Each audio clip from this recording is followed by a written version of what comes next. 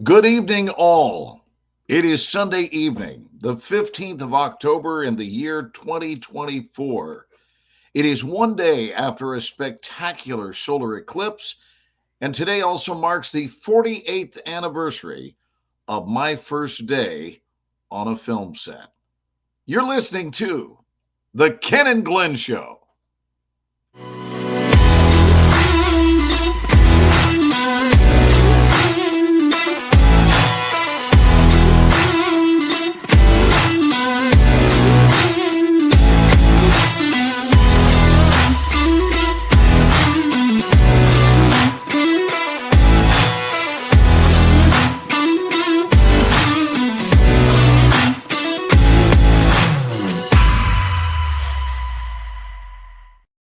And now, the host with the most, the man I hope to grow up to be like someday, the inimitable Ken Walls. Wow. You hope to grow up to be like me. Ken Walls, ladies and Come gentlemen, on right with it. there. Right there. That guy. Glenn Morshower. Who will be the first person? Of course, it's Cynthia. Is it The Cynthia? first Oh in my the house. gosh. I Cynthia love it. Mannion. Share this out. The self-watering friend. I got to tell you, I look forward to as many self-watering friends as I can get a hold of, Ken. You know, I really wish that Leanne, Ingram hi. Interactive would go over to Facebook and share this out with his tens of millions of followers on Facebook. That would be Who? Joe Ingram. That's Ingram Joe? Interactive. Oh, Joe will share. Joe's a team player. I know he is. So, Sometimes. I want to talk. Did you title it tonight? Did you mention? I said hello to Leanne. Oh, hello, Leanne. Did I? No, that was way wrong. Did you title it? How? Yeah, I did. Hello. You didn't even say it right, Ken. Oh, wow, that's good, dude. Say it again. Hello. You didn't even say it right. How did you do hello? Hello. That is really good. Yeah, it's Holy different. crap. Well, they don't say it like we do. It's quite a bit different. So that's really good. Yes. I want to talk. I want to talk about this thing that happened yesterday. Leanne says, Glenn, you could get an acting job. Perhaps. So this event yesterday is the solar eclipse just really has had my heart. It's had my heart because it, to me, an aspect of the eclipse that I haven't really heard talked about, and I want to talk about it this evening, is the idea that there is some mathematical proof of order that we can rely upon. Like if we lose our way and we think we're involved with chaos, there is this order of the cosmos. And, you know, I've done some studying up on it, and they can predict eclipses up to 1,000 years is pretty standard, 1,000 years in advance. And we're talking about down to the second. And the only reason they can't go beyond that time is because of the slight, what they call a wobble. I didn't make this term up. This is the term they use. Astronomers, people from NASA, the wobble of the moon will throw it off a little bit if they go beyond 1,000 years. The moon wobbles? Yes, the moon wobbles. Its orbital pattern is a little less predictable. We're talking, you know, thousandths of a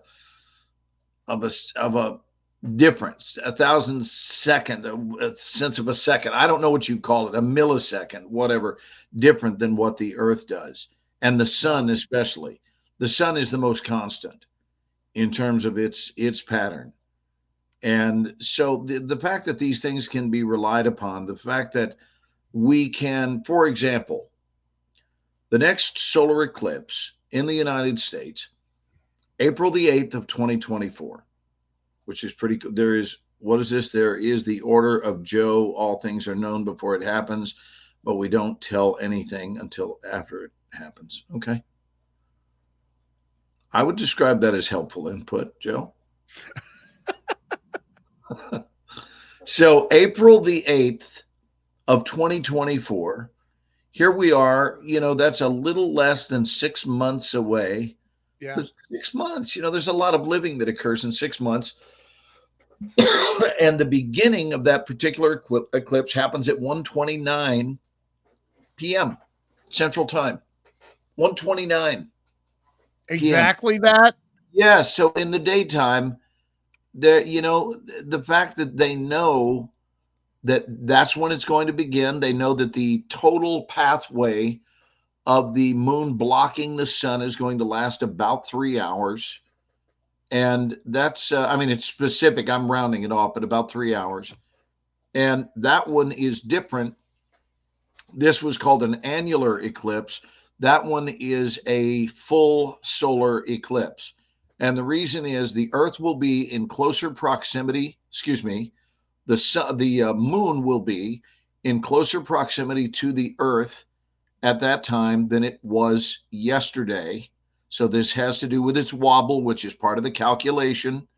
So I know this is more than you ever really thought about with regard to eclipses, but they factor in the wobble and they understand that it will be moving closer to the Earth during that particular eclipse, which is why it is a total eclipse and it will block the sun completely. Whereas this one was called the Ring of Fire.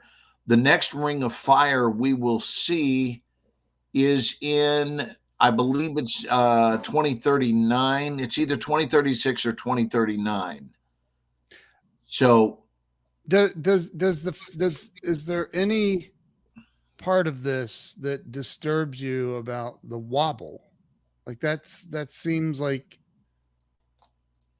we can't it predict what the only moon's going concerns to do. me if the person that is driving me in a car has a wobble when they walk to the car, and that wobble concerns me.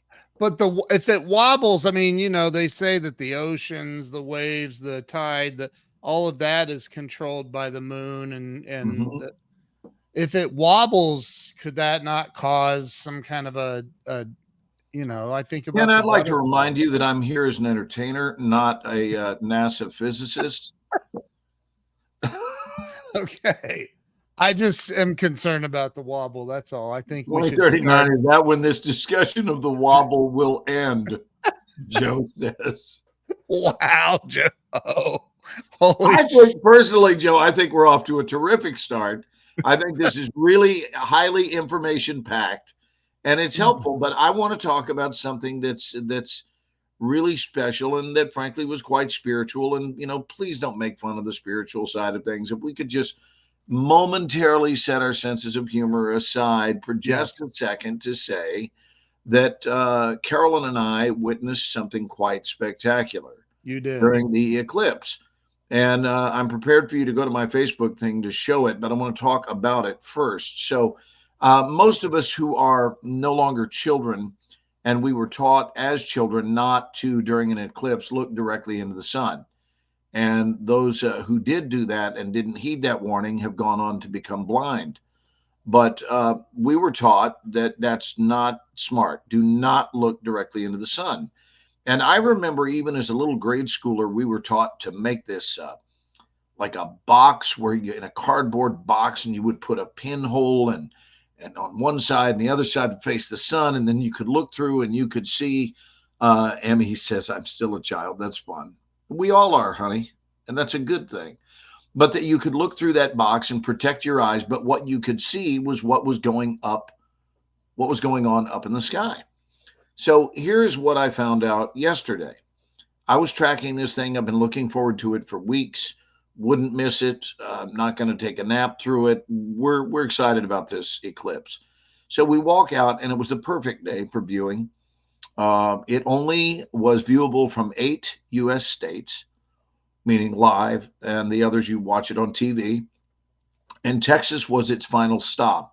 That eclipse was its initial viewing in the U.S. was up in the state of Oregon and traveled down in a southeasterly trajectory and then left the coast of Texas. But we were its final stop down here in Texas. And we walked out and it was just almost getting ready to start affecting the sun, just slightly. And so we stayed outside for a while and were looking at it through the trees because the trees were providing a marvelous filter. And then we went back inside for a few minutes. And when we came back outside, the most spectacular thing I've ever seen on our property, and we've lived here now for 11 years, moved back here in 2012. So we're looking down, and there are not hundreds, but rather thousands, no exaggeration, thousands of small reproductions, a reproduction of the eclipse all over our driveway. And I thought, I don't know that people would even believe this. So I started rolling camera on it. This is not a setup for a joke, by the way. This is really true. And I was so blown away by it. We didn't, we weren't dare going to walk away. So I started doing a Facebook Live. I was truly moved by it. And then we took lots of still pictures. And then Carolyn was running a separate video and watching the patterns go up on our house. And apparently, what happens is if you want to look on the ground, look to the ground during a solar eclipse, particularly if you go underneath trees, like if it's really a lot of leaves, it creates an effect where every little hole in between the leaves and the branches where the sun makes it through, in that little spot onto the ground, that unique spot, it will form a pattern and you can see the moon inside of the sun. And so, yes, it looked like clouds on the ground. And there were thousands of them. And as it continued to move, you could see the crescent shaped hook of what they called the ring of fire. And I just felt like I wanted to share that with you guys because the next eclipse will not be that. And the moon will be darkening the sun's light upon the earth considerably more than this one did. This darkened it a small percentage, but they say that only, I think, 9% of the sun's light was left. And yet, that 9% fully illuminated the sky. It did. So 91% of the sun is blocked and it's still shining brightly. So it was bright. I looked at it. Can you go to my Facebook page, Ken, and show what? I mean, we only need to show like a minute of the video, but just so that they can see how spectacular this was. And then, of course, I had to verify it. And I come back inside my house and do a Google search on it and find out that what I knew it was exactly right. That's what it was on my driveway. Yeah. So go ahead. Yeah. Let me see. And so the next time we have this type of solar eclipse, you can look down, and even on this full eclipse, before it completely covers the sun, when it's say 3/4 or even halfway, you will see these patterns on the ground once again.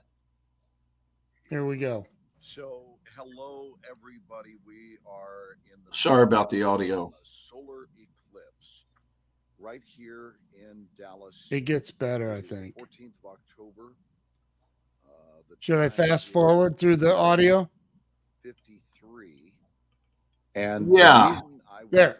live had to. Joe says the eclipse looks like me. What effect? Reflection of what's happening. There it is. Called the ring of fire, which is the moon's image as it passes directly between. That is insane. One of those beautifully round. Can you go to a full screen? That's as full as it gets. All over the driveway. Let me share some of these there. As the wind blows, look at all of those. It's like the dancing ring of fire. This is probably going to go viral. I have a feeling. I haven't heard of anyone else filming this effect. That is unbelievable. In the middle of its annularity right now. And these rings are all over our driveway. And they will be gone in a very short while. And I don't know how long. Now, how cool is that? Never before seen, and another eclipse of this ilk is not scheduled for another 22 years. 22 years. So 22 or 23. I'm going to show this to you one more time. Sarah's enjoying this. James is watching. So I only have a few people live watching now, but I'm going to show it one more time. This is so cool what's happening on our driveway during this solar eclipse. These are patterns of the eclipse and its reflection on the sidewalk. And if you look out in the street looks normal, right? That is Because this so is being crazy. filtered from the trees above, you can get the exact image. This is not trick photography, kids. This is really That incredible. is It's so going on right Look now, at that. right next to my park. When it Wow. starts getting crazy busy. And they're all over. I'm sure I need to send this into the Weather Channel or the news or something and show them, because this is magnificent. And I don't know how long it will last. It goes all the way up. Look to our front door. You can see more of these patterns. Even on the ground here. There on the carpet. Wow. The carpet has never looked that way. And we have been here. Jeffrey's looking at it. Yeah, you're certainly welcome. Bonnie, you're welcome. Ronnie, you're welcome. Yeah, I'm so sorry the audio wasn't any clearer than that, Ken. So cool. Oh, it's all good. Well, you I can just, hear it. I wasn't even careful. I just grabbed the camera. I was so excited about filming it. Yeah. Show you guys this. It's pattern. freaking cool as And heck, those of man. you that are coming in late, it's starting to change. I mean, you were now see it's already beginning to change a little bit here, but you were on that driveway today, Ken, and none of that was there. Just a few hours ago. That is going on right now. Each one Yeah. of those, and it's going to change as we continue to watch it. That's These little that is just shadows so are going crazy, to man. be brighter. Did it feel weird walking moon on it? just Like, It did. It was, I mean, I've never seen anything like this in my life. I love right. seeing this. That is so It's pretty crazy. incredible. I mean, it looks like, Is a frankly, you're reflection. losing your mind. But we're getting to see them all. You look down at the ground and it's like, am I on acid or what? I will Yeah. guarantee you this is That's going what on it feels YouTube, like. That is right? And crazy. so interesting. You only see this with a filter, because as we move over here out into the street, then we just have regular ground. Oh, that's cool We music. don't have Good. anything that can Yeah, I just added some music. Yeah, that's cool. Let's watch a little more with the music. The music, the song title is Daydream. And then right here is where we get into the bizarre. I got that idea that's what from that Rob. is. Rob Glow. Yeah, I saw Rob's comment. In this home for 12 years. Oh, look what he said. Look at it all at once. So I can show it all at once. Now it's a little bit less spectacular. The shadows. Did you Look see at this, Ken. that is crazy. But you dude. can still see the full reflection. That is, so in each one of those patterns, you see. I mean, you can absolutely see the ring of fire there, So that dark, where the moon is almost entirely blocking the sun. That's nuts, man. and as the trees are blowing, it mixes it up. But I would guess there's probably going to be maybe another 10 minutes of this, and then it will be gone entirely. But that to me is mind blowing. The shadows are a lot longer now than they were when I first came out. But the driveway, the way it is lit up with all of these beautiful white and dark curves, these curvature patterns. Wow. That's good, buddy. So, what's happening is the eclipse is taking place through that tree line, and I'll show you the sun now. Right? Man, I can just lose myself in it because I remember this divine experience I had from, by the time you're my age, most of the things you've seen are repetitious.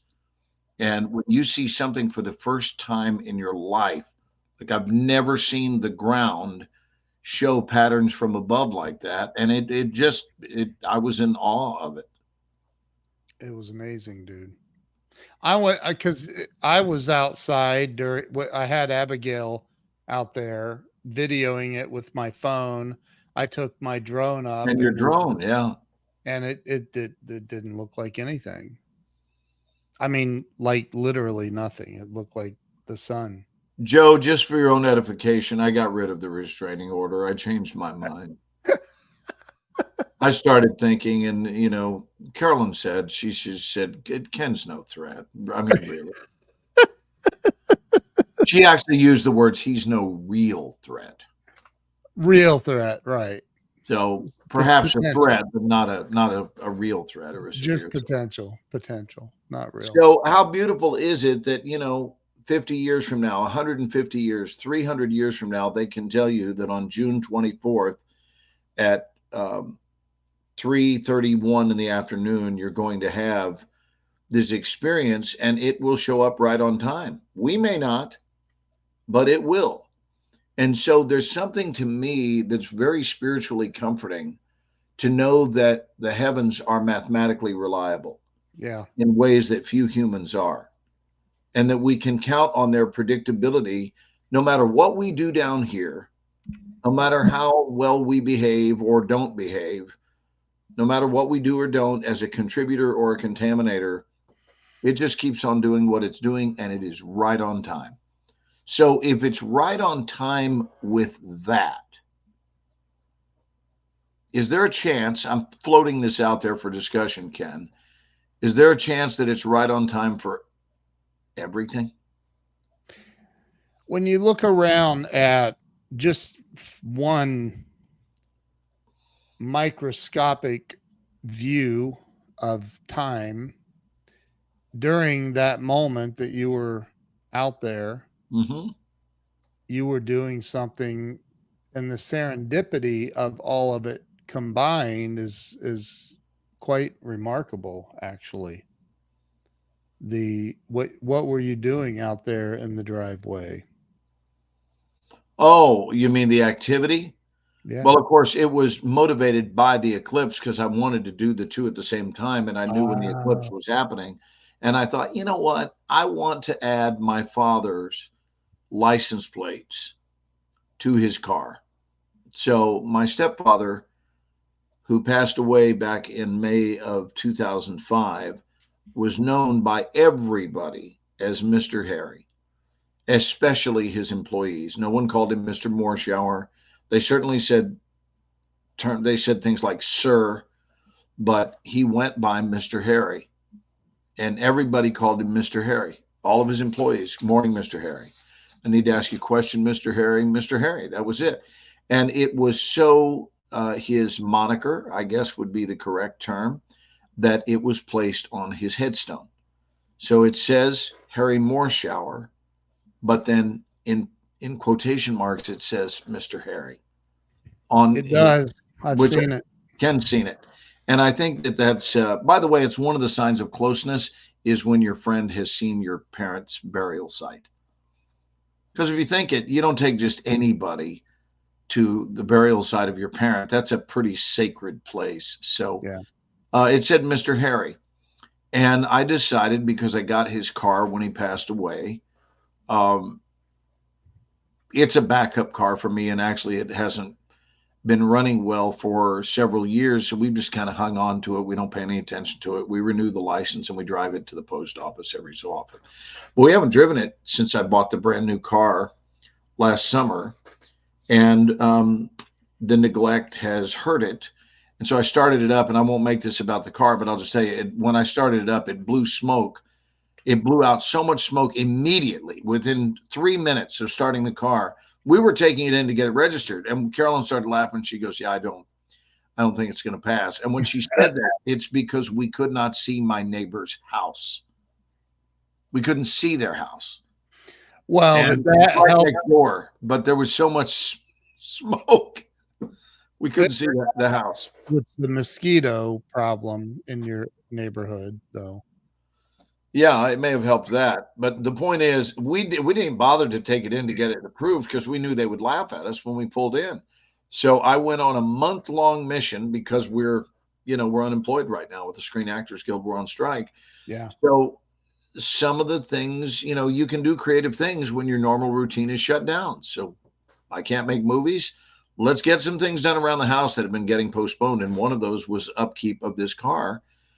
And so I just started disassembling the engine and replacing everything that it needed. I grew up working on cars. So the long and short of it is I got the car finished about a month ago and it runs better than it's ever run since 2005. It's like it's brand new and it's a 2000 Buick. But I decided that it needed to have a license plate on it, that I've never had vanity plates in my life, but I decided that posthumously Pop should have a vanity plate. So his car now says Mr. Harry. And I Yeah. put those plates on during the eclipse. And that was just felt so awesomely timed. And then Ken was the first person to ride in Mr. Harry with its new Mr. Harry plates on it. So Tonight. yeah. And we went to dinner. And we didn't break down. It got us to the restaurant just fine. It was a beautiful ride. I noticed Ken was ducking. I got to be honest with you. He was ducking a little bit because people drive by, they recognize him, they know, and he didn't want to be seen in a 2000 Buick. Like, what has happened to your life, Ken Walls? Yeah, I know. But we did it. No, it It was was pretty cool. beautiful. It was beautiful. It's a beautiful car.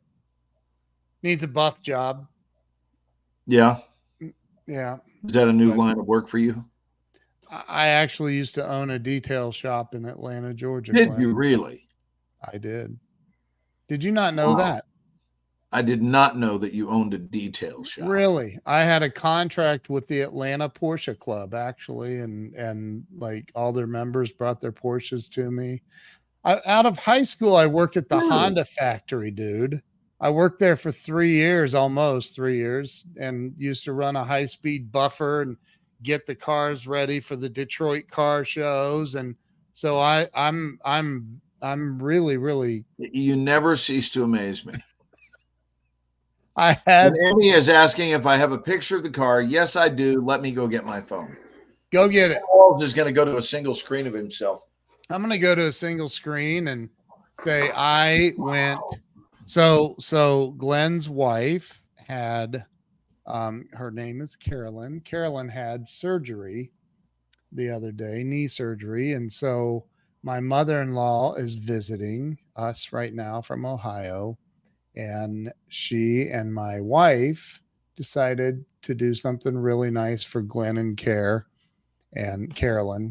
um, and make them a really nice lasagna, big lasagna thing. And we all went down to Glenn's tonight and took it down to them. And then we went, Carolyn didn't go because she literally just had surgery. And so we went to dinner at this place called, we'll have to ask Glenn when he gets back, Slider and Blues or something like that. Slider and Blues. The best burgers on the planet. Oh my gosh. So anyway, yeah, that's what we did. We went down there, went and had dinner, and then we came home. And Glenn lives about 45 minutes from me, so we see each other quite often here in Dallas, in the Dallas, Texas area at a variety of spots. So Lana says, God's creation is timely and perfect. Absolutely, it is. I agree with that 100%. So Glenn is getting his phone and he's going to show you pictures of Mr. Harry. No, that wouldn't. I'm back. Okay. What was the name I of that was letting restaurant? McGenna know that we were on live right now. Huh? I was Oh, letting McGenna know that we were on live right now. well, I have a picture I'm going to share with everybody.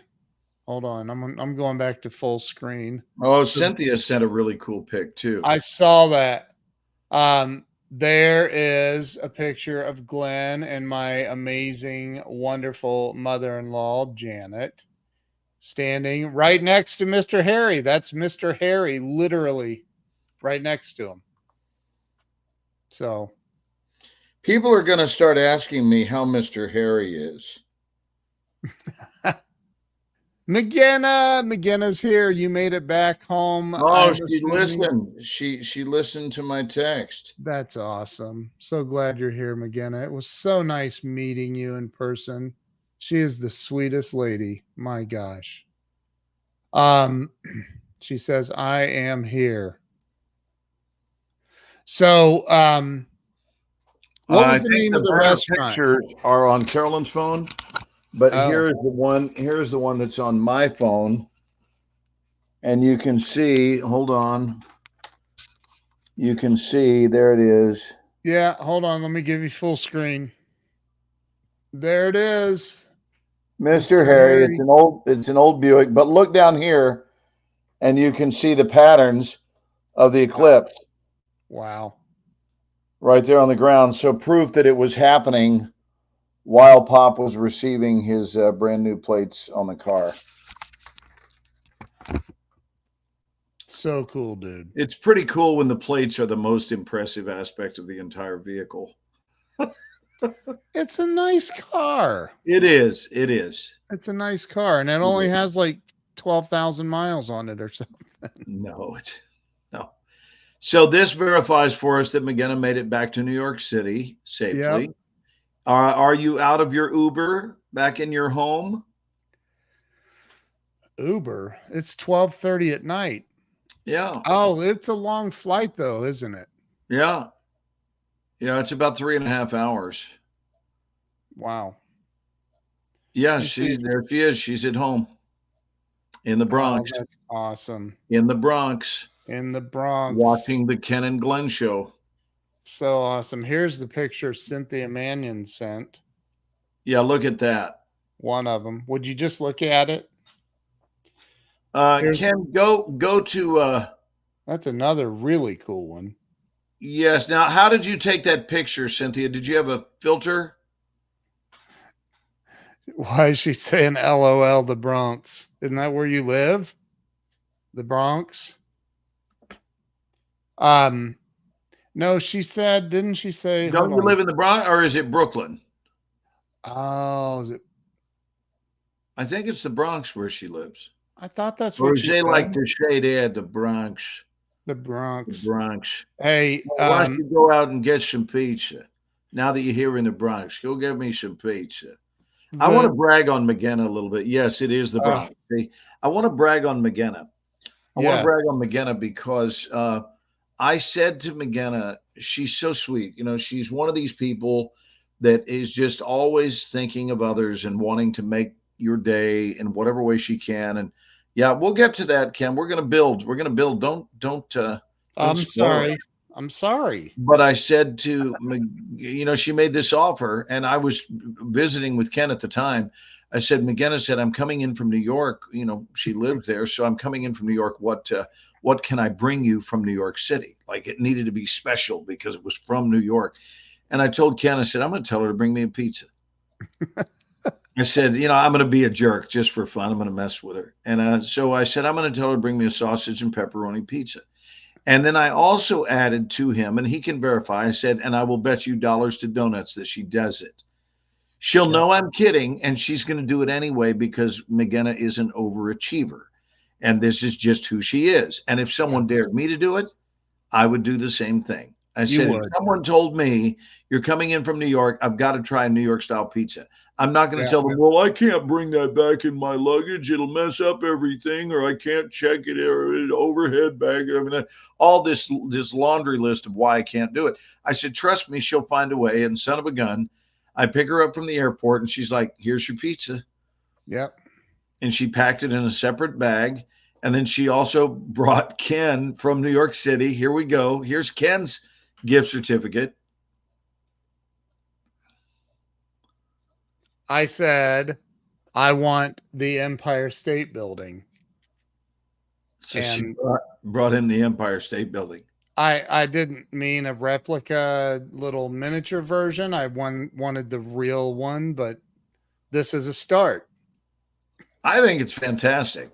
I And think it's again, he won't unbelievable. admit this to you, but since he saw me eating your gift, he wrongly assumed that his gift was also edible.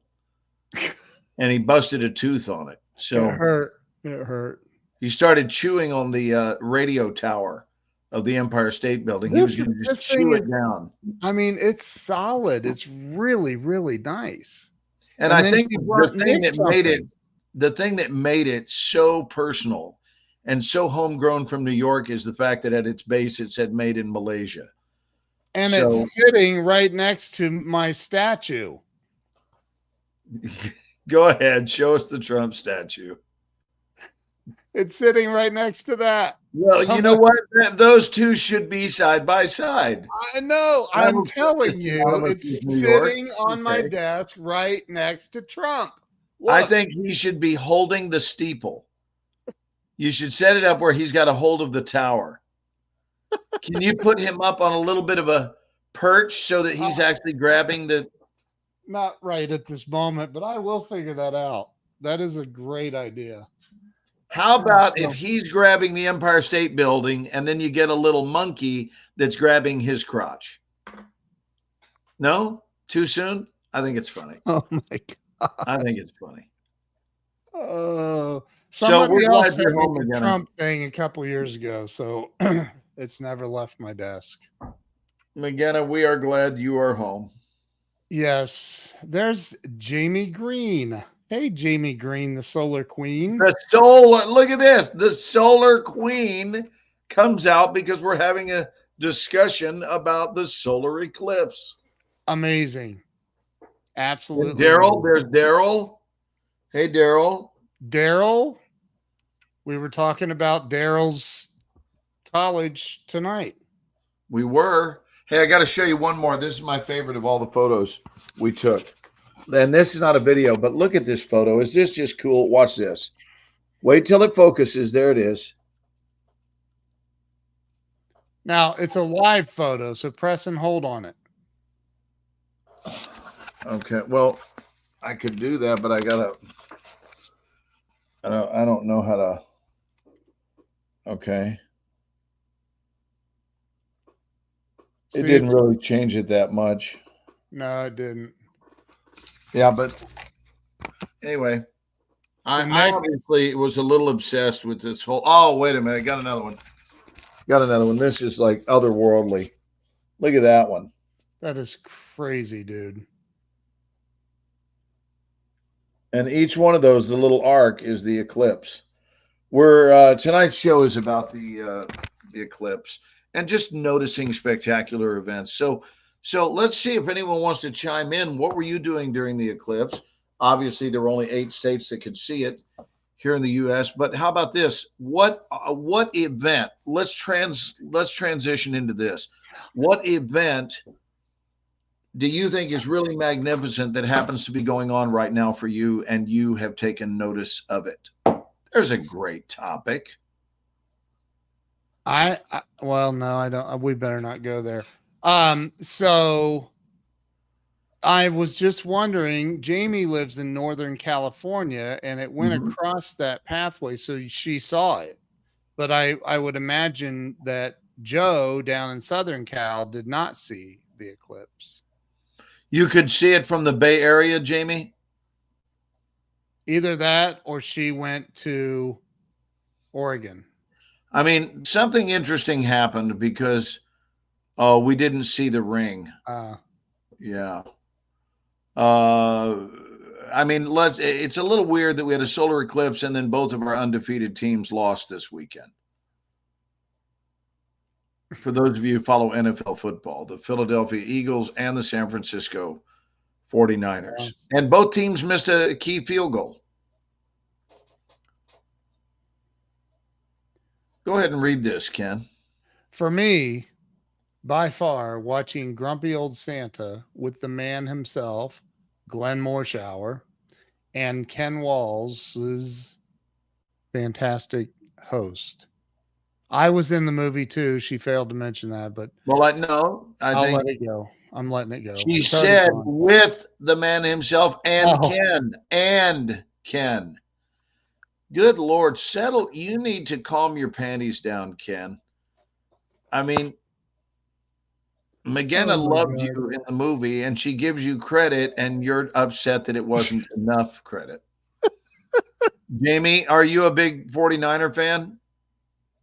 She must be. She lives there. They missed a 41-yard field goal. Ja I wonder, hey, Jamie, she's far enough away from San Francisco, though. She's not seeing, I would imagine Jamie is not seeing all of the insanity that's occurring down in San Francisco. McGinna thinks you're funny, or she thinks I'm funny. She- Maybe, maybe, maybe she thinks we're both funny. I don't know.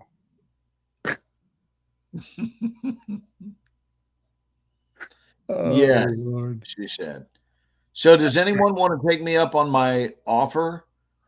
What? The just offering, what is a special event that is going on in your life that you've decided to take notice of? Because not everybody who was in fact, I would venture to say that most of the people in those 8 states did not watch the eclipse. McGinna just said it. She was the first one. She said, "For me, by far." That's what she's taking note of. Right. So anyone else?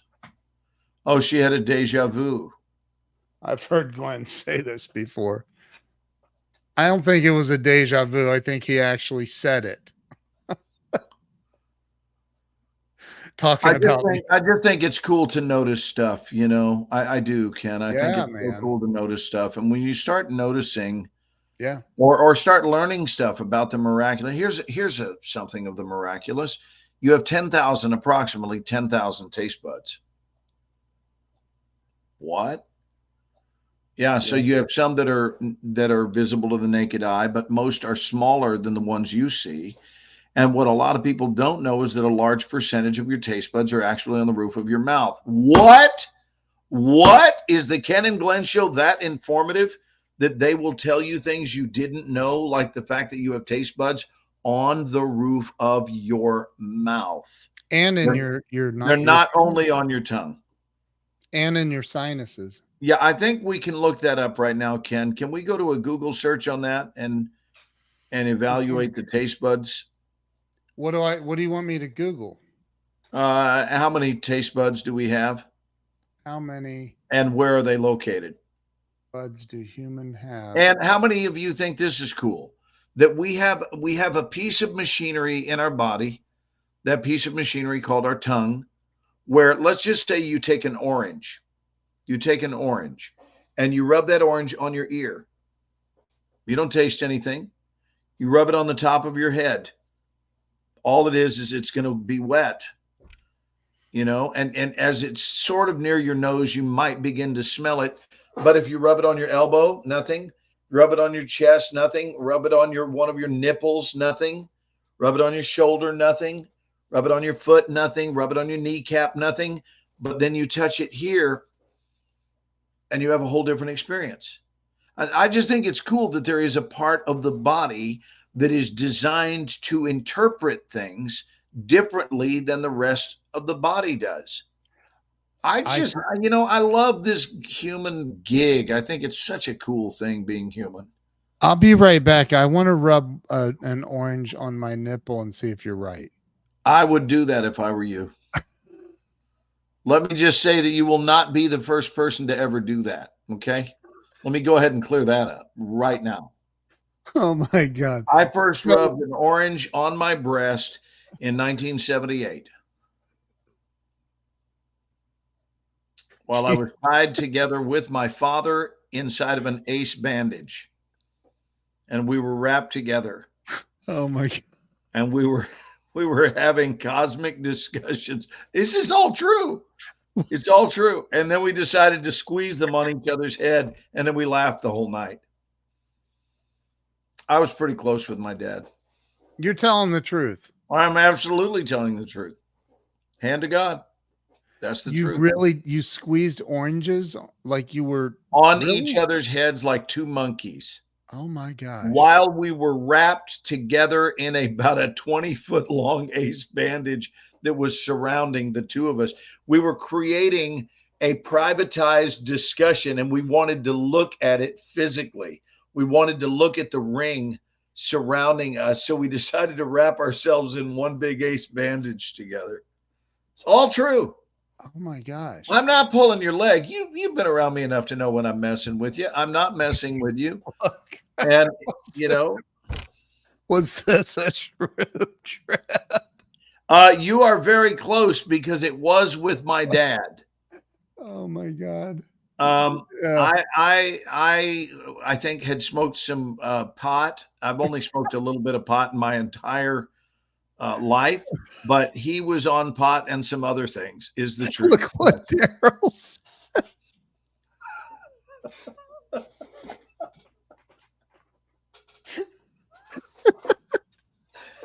Daryl Goldberg for the win. That's pretty funny right there, dude. Oh my No, God. no, there's Listen, not going to be any listen. firm comments this year, Daryl. I Googled this and I found something really interesting that I think all 200 or 300 Let me people just look in watching. here and tell Daryl I love him. I love you, brother. I think You that did what? What did you Google? what you asked me to Google, how many taste buds do humans have? You ready? And look and see, and it'll talk about them being on the roof of our mouth as well. The average adult has anywhere from 10,000. 2,000 to 10,000 taste buds. I said, We lose taste buds as we age, which means that children have more taste buds than adults. maybe that's why they always want ice cream, and adults are telling them to shut up. That could be it. That could be it. That's kind of Read sad. more on this, Ken. This is cool. Does it talk about them being at the roof of your mouth? I'm not sure that So this it's one does. 2,000 to 10,000. 2,000 to 10,000. Here, let's just share this, dude. I think this is important. This This is is why important the information. Ken and Glenn show is so exciting for people, Ken. It really is. I mean, We creep where into your else? life, and you never know what we're going to bring. You just don't. You don't know. So, But so if here you'll we look go. at it, Ken, just would you look at it? Would you look at it? Sometimes I see things like this, and I just stand there and go, would you look at it? So look, this is pretty interesting. Actually, I've never looked this up. The anatomy of it, right there.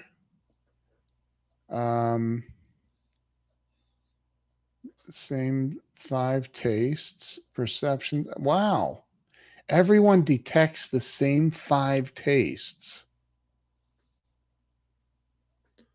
They are That's 1/30th of a millimeter and a length of 1/16th of a millimeter. And where are they located? Read that. Come on, bud. Come on. You'll know your Cover partner your in crime is tongue. not an idiot. And to a lesser extent, you also have them on the roof of your mouth and in your throat. Come on with it. Come on with it, dude. Look at that. Invisible bumps called papillae, I guess. That is some crazy stuff right there. Yeah. Who So knew? why aren't we all walking around forever fascinated by the presence of taste buds, Ken? I mean, I'm This kind is of why I don't have fascinated. time in my life for depression. I mean it. I'm too busy going, oh man, this is so cool, this design we have. And it overrides depressive thinking or feelings. It's like, let me just dwell on the tongue for a little bit. It's kind of tough to walk away from that feeling depressed. Rob Glow brings up an interesting factoid. He shouldn't be talking about what dogs taste like. Oh, it's what dogs taste. I'm sorry, my bad.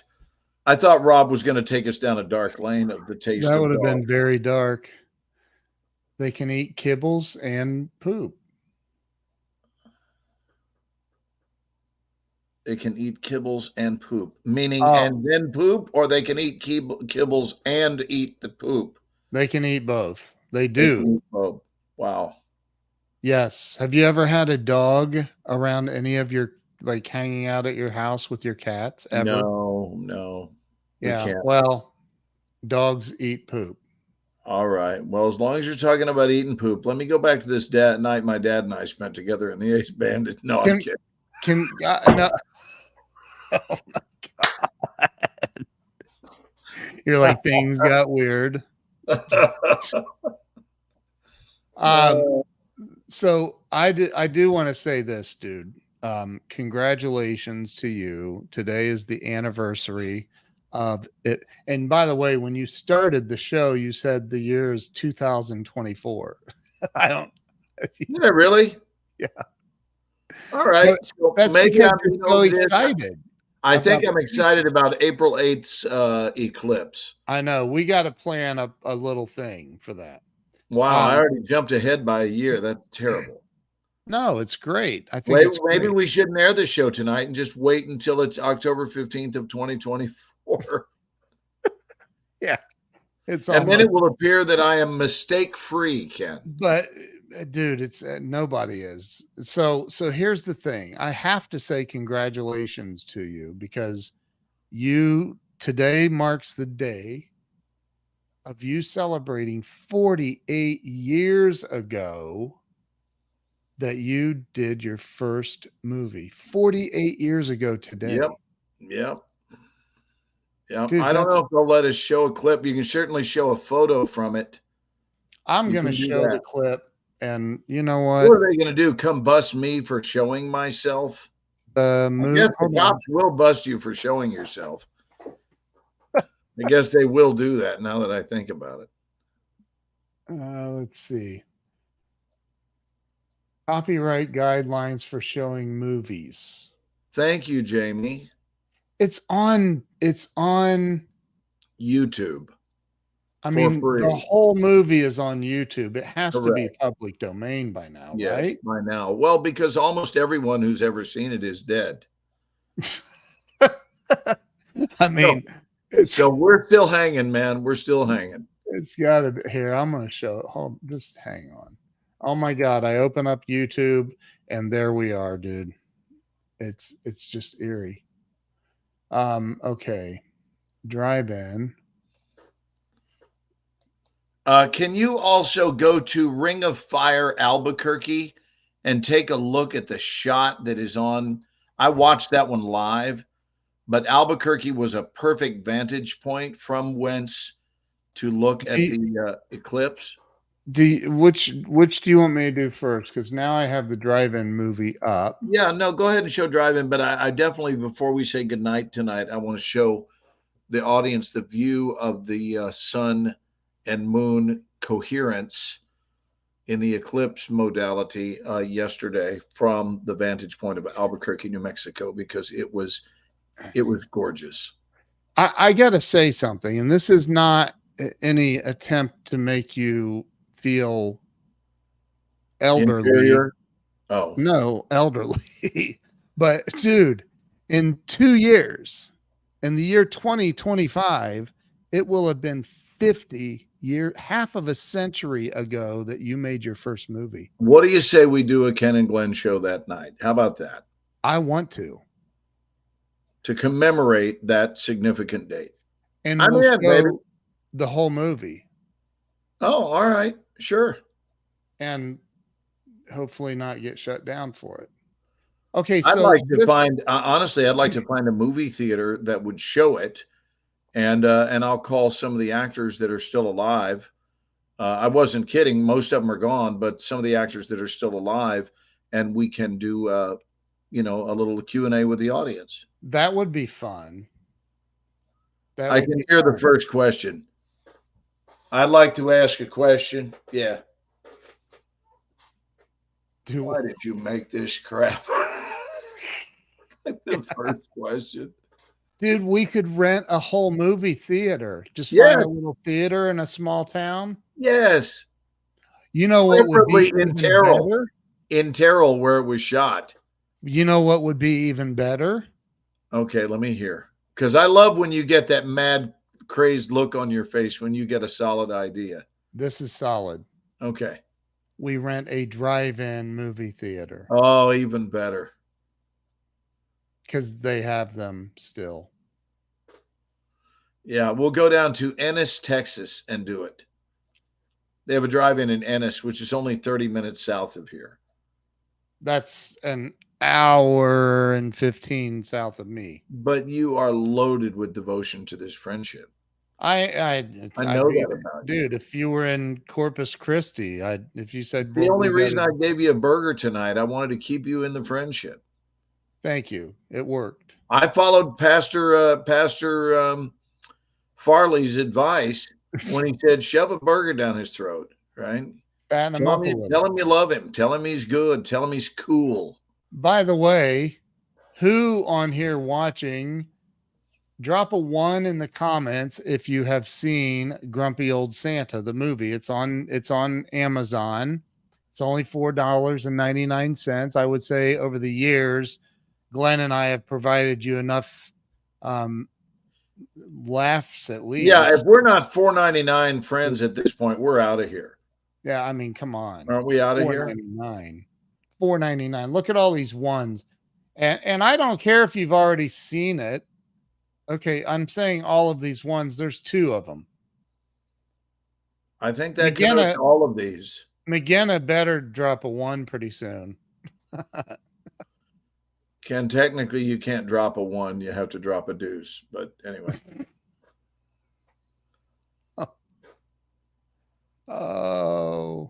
Jamie has not seen it yet. I love her honesty, though. Look at that. Well, we've always loved Jamie, haven't we? I love Jamie. McGinnis dropping a 1. I'm gonna need you to screenshot the Amazon receipt and send that to me, McGinna. I'm just kidding. Oh, we're having a little love and support from South Africa today. I love it. Leighton Pearson, how you doing? How in the world are you doing? I rented it. McGinna knows Jamie. Cents. Look at that. Huh? McGinna knows Jamie. She probably does from Grant Cardone's event, I'll bet. That's where they know each other, from a Grant Cardone event? Probably. Or maybe McGinna had a roof done by Jamie, the Solar Queen. Jamie may have. Yep. Jamie see Green, the 10X community. Yep. See, small world, Ken. Small world.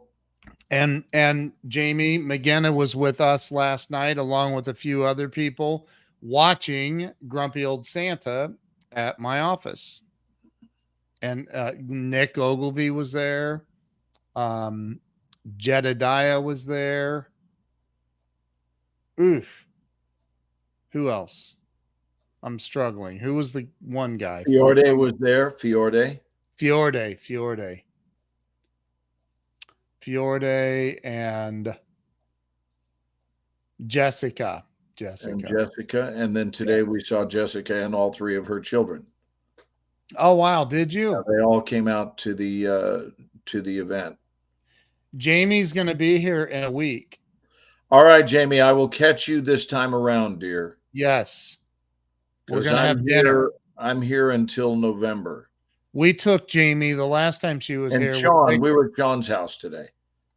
We picked Jamie up and we took her to Zena. Good choice. Yeah. When she's back, I'm going to take you to and if Sean ever sees this, thank you, Sean, for a magnificent Brazilian lunch today. Wow. Who is Sean? I'm going to let McGinna describe the connection. Do I know Sean? You have not met Sean. Oh, okay. Sean wasn't with us at lunch at Babes. Yes, he was. Okay, he was that other dude. He was the one I commended him on his beautiful voice. Yes. Oh, Jamie wait. You took Jamie to Buc-ee's? No, she's not been to Buc-ee's yet. Oh, my gosh. That's almost criminal. Like there is like some kind of a law. Like if you come to Texas. Watch this. If you want to see low number, drop a 1 if you've seen the entire movie Drive-In. Nobody.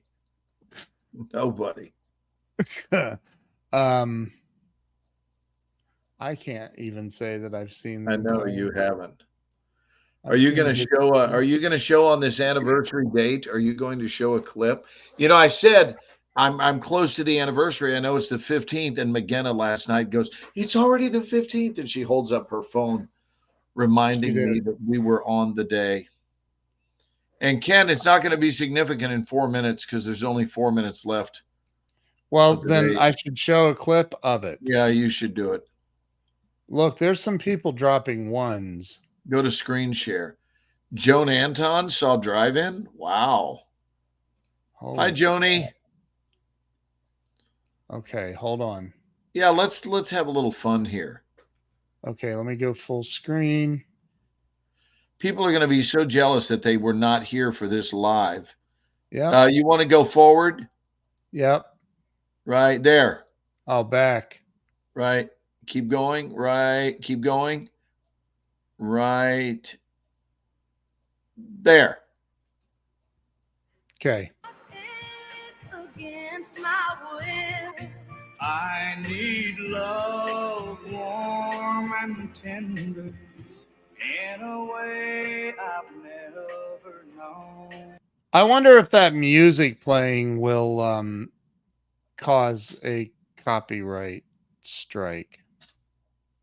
Hey, YouTube, listen up. We don't own the rights to this movie or to the music in the Nor are we movie. making money off of this. It's my Nor first movie from 48 years ago. That's And we're right. celebrating what it used to look like when I had hair. That's right. That's right. That's exactly it. So YouTube, Facebook, all y'all just chill out, okay? Just chill. We're just showing the movie that Glenn Morshower starred in right here, very first one, 48 years ago on this day, October the 15th, 1976. Here we go. 75. 75.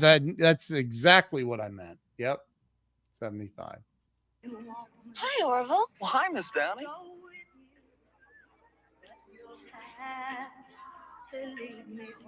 Hey, Ken. That is why you got Ken, Yeah. stop it for 1 second. Oh, you're Josh and she. Yes. Let's play a game called What Will Orville Say Next? You're Orville. Yes, this should be funny. And let's see if 48 years later I can tell you what Orville will say next. What's he going to Come say on, next? I'm already excited about the game. Drop a 2 if you're excited about this game called What Will Orville Say Next? Look, Jamie Green said, "Oh, look at you. You were so cute." Thank you, Jamie. Well, all I No, want to she know is said, "You are so cute." would you have dated me if we had both been 16 at the same time? Because that you were 16 in that. Yes, Jamie, if you were 16 and I was 16, both of us were that age in 1975, would you have dated me? I won't be crushed if the answer is not yes. I'll be devastated. Well, that would be silly to not want to date a movie star. Wait, I'm waiting to see. Is she going to let me know? Only if you were funny and nice. Oh, well, I was funny and nice when I was a kid. Come on. Only if you were funny. Are those your only 2 qualifiers for dating, Jamie? They have to be funny and nice. Actually, that's pretty good criteria for dating, I think. You could have looked like Quasimodo, but as long Oh, as you she's were giving me a yes, Ken. Do you see that? Then yes, she says. All right, let's play What Will Orville Say Next? all right. Hold on. I got it. Dude, this is challenging. Okay. So hold on. I'm trying to manage a lot of screens here. Hold What on. will Orville say next? I'm there we go. I'm making it smaller so it'll fit. That's what she said. Oh, I knew you were I'm sorry. I knew you were going. I knew it. Oh my God, I knew it. Okay. Hey Kim Lee, how you doing? Kim is greeting us.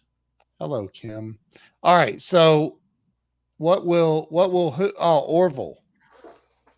What That's will really Orville your say name next? in this movie, Orville? Orville Henningsen. Orville what? Orville Henningsen. Okay. Did you like pick that name? Dude, I didn't write it. I starred in it. Oh, Relax.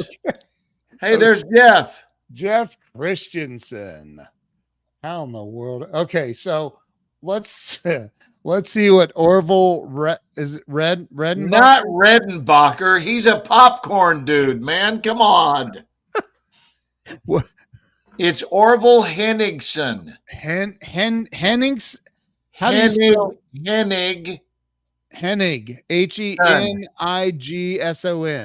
Henningsen. Henigson.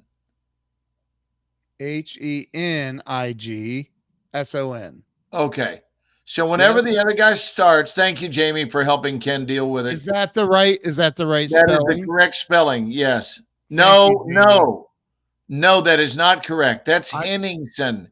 It's Hennig. No N in there. Henningsen. Is there two N's? It's H-E- Hennigson. That's Henningsen. what I said, except for I only had one N in it. All right. Well, let Jamie know she failed the quiz. Jamie, I'm sorry. You failed. All right. So here we go.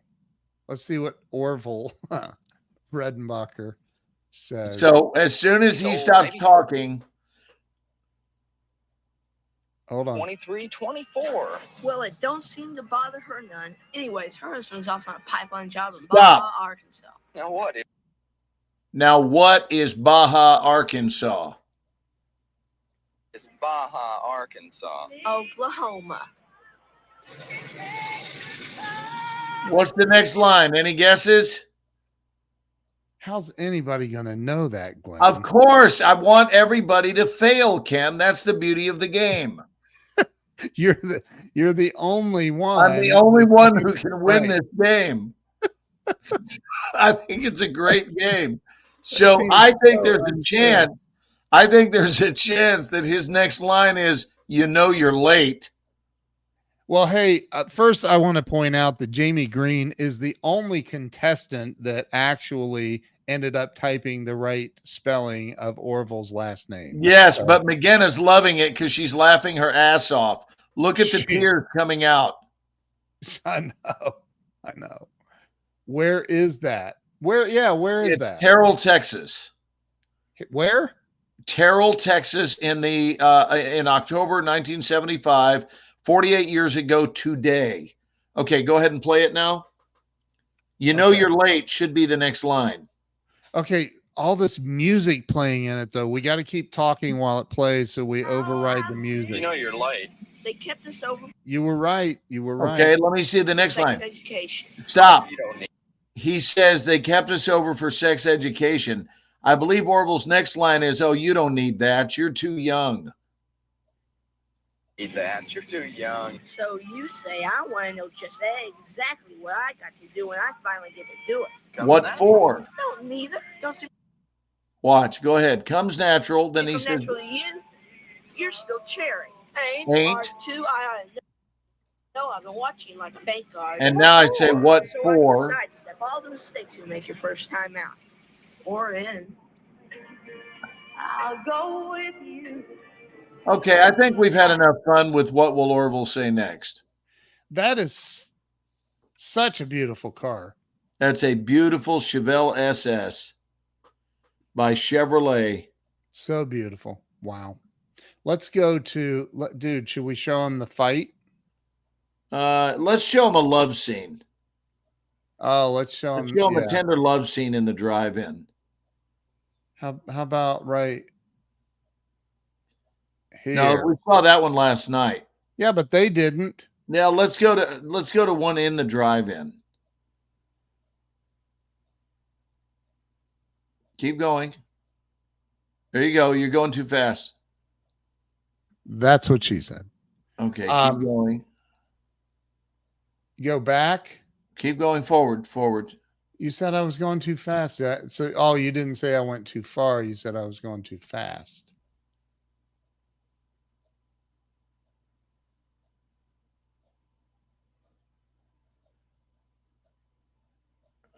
Coming up. There you go.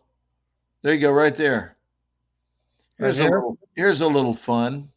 Who's that? What's her name? Lisa Lamole. Is she still an actress? Yes, no, she's not actively involved anymore, but she was 19 at the time, and I was 16, and that was hot, is all I can say. That was Okay, here really we hot. go. Here we go. From exactly 48 years ago. You know, I'm beginning to get real good vibes from you.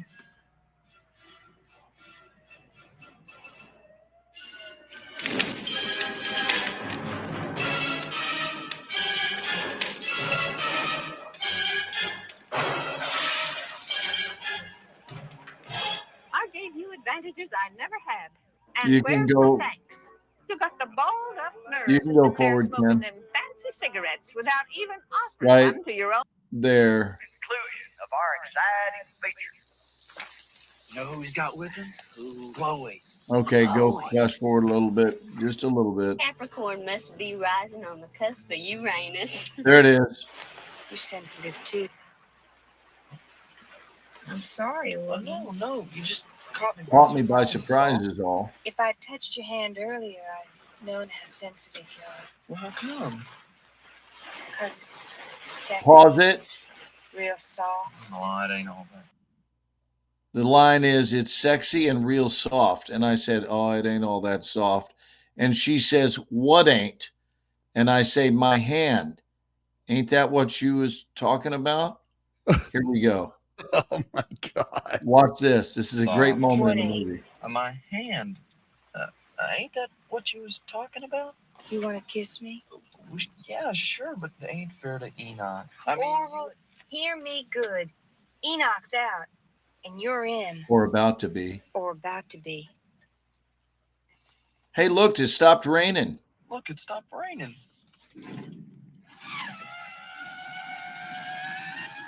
You gay? What? 'Cause I ain't prejudiced if you are. Well, I ain't. I mean, if you're gay, no hard feelings. No hard feelings, get it? I got to go along at my own speed.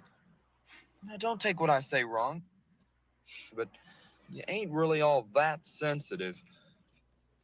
Me? I ain't sensitive. Pause it I'll have again, you know Ken. I'm very I'm very sensitive, to which I will say, no, Chloe, you really ain't. Now, what you are is bossy. Well, you're so bossy, you'd show the devil how to run hell. Watch this. very No, sensitive. Chloe, you really ain't. And what you are is bossy. Well, you're so bossy, you'd show the devil how to run hell. Well, somebody's got to show you, Orville, because what you know about loving, an atheist knows about Sunday. All right, that's enough of a flashback. That was fun. That's awesome. So that was our first shot at what Wow. will Orville say next. You know what? Jamie just said something that's absolutely true. That hairstyle is coming back for all the teenage boys. It really is. I'm waiting for it to come back for me. Oh my gosh. gosh. Oh, dude. to be young again, Ken, to be young again. And know what we know now. I wouldn't go back. I would not. Nope. I would not. No way. Kimley, No. welcome. Glad you're here. Oh, no, look, I did not. And I saw that Suzanne passed away today. 76. That was not my first kiss ever. That was my first on-screen kiss. And when was your I had second? been making out with girls behind the bushes of the Dallas Public Library for years. We would play spin the bottle. Drop a 1 if we have any fellow spin the bottle players out there. Anyone ever play? Ken played. I played. We all played spin the bottle. We played a game called Truth or Dare. Did anyone ever play Truth or Dare? Look, you can't get this kind of entertainment anywhere else. You can't. Look, Daryl is a spin the bottle player or Truth or Dare, one of the two. Maybe both. No, the one was for spin the bottle. He spun the bottle. Yeah, Jamie. I think we all spun the bottle. Isn't that crazy that we used to spin a bottle and whoever it landed on, we made out with them? I mean, Jamie what an did easy both. game. What an easy game. And now Yeah. we wonder why people have trouble with dating criteria. when all we used to do is spin a bottle. Now dating has a lot more to do with how many followers you have. Yeah.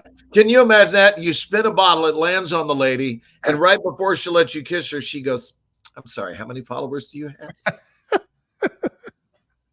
You That's can't give me those lips if you don't have at least 25,000 followers. And then we would have gone, what's a follower? And they would go, well, okay, you've made a good point. The internet hasn't been invented yet, but someday you will know what a follower is. right. That is so funny. Holy Look, crap. Jeff's down 3 times. One. He was a spin the bottle enthusiast. He may have had to attend 12-step meetings to stop spinning the bottle. To stop spinning the bottle. I mean, for Jeff, it had a whole new meaning when they said, dude, you're hitting the bottle a little hard these days. Right. You're hitting the bottle. Right. It's funny. And not bought, but organic ones. Right. Exactly. So dude, we were only going to do an hour. I know, but it's an exciting show, Ken.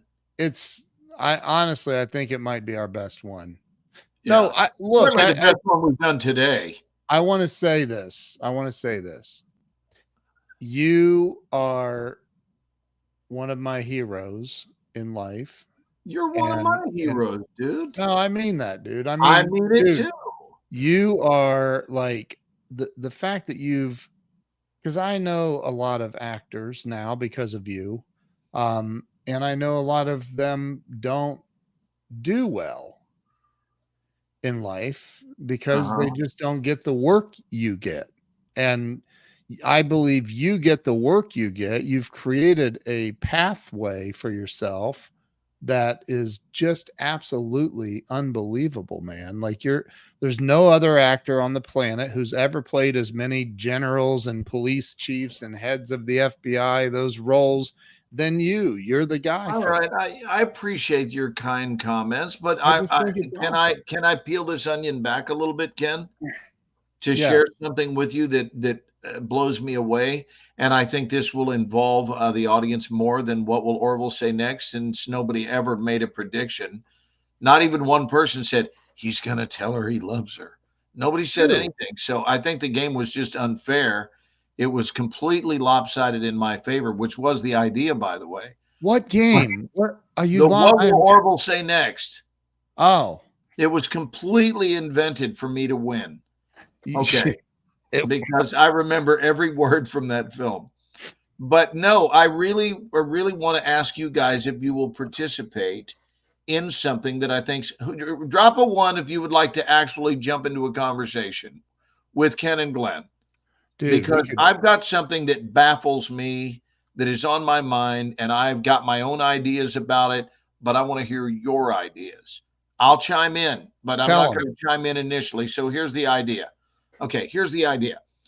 I was up late last night looking at how many multi-millionaires, and so in other words, I'm not talking about they got $1 million, okay?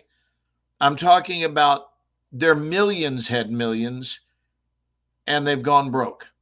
And not only gone broke, but some of them owe huge amounts. And I'm not going to name people because we don't do that on this show. Right. Very well-known celebs who have gone from having amounts in the neighborhood of, for example, $75 million, $85 million, and currently not only are without money, but owe the IRS $50 and $60 million. My question to the audience, and it is not a judgment, I think it's something that we need to discuss, because I'm going to talk about it in my workshop this week. And I'm going to talk about it because how do you prevent this from happening to you? How do you go from having life-changing money, which very easily you can cruise control on that. Yep. And I think, well, I'm going to offer my thought later. I'm not going to open with it. But I'm curious, Ken, what you think. I'm curious what people here think. How does that even happen? Well, since I'm the only other one actually audibly talking, I guess Yes, I'll and go Kim first. also said she wants to participate. So cool. Well, I'll go first. I think that people are trying too hard to TOO too hard to impress other people. I drive a Honda Accord. It's Mhm. a 2.0 turbo. It's the fastest Honda Accord ever made. It is a rocket, but it's Mhm. not a $50,000 rocket. It's not a $100,000 rocket. It's a rocket. It's just a wonderful car. And I don't think I paid 25,000 for it, maybe. I don't remember, but it wasn't that much. Mhm. I could go buy, now my wife drives a much more expensive car, but I could go buy a way more expensive car, but I didn't. Why? Because it's a car, and I've been through that phase in life. I've owned 4 Mercedes. They were all lovely cars, but they were just cars. And they made me feel like crap when something happened to them, like hail damage or thing, like, oh God, there goes my prized possession. So I think that people are trying to impress other people way too much. Do you know that there are people on Instagram and other places, but there are people that will actually go out and rent someone else's private jet by the hour at $3, 4, $5,000 So they can pose with it as though it's theirs. that never leaves the hangar. Right. It stays in the hangar, But and they they can be spend seen with what appears to be their jet. right, right, Okay. taking pictures on a private jet just to build some kind of what BS credibility. What is that? Like what? So I So think can you that read some of these chime ins, Ken? now I do think people are enamored with that though. I do think that. I think people are enamored with that and with celebrity and everything else. I've seen it with you.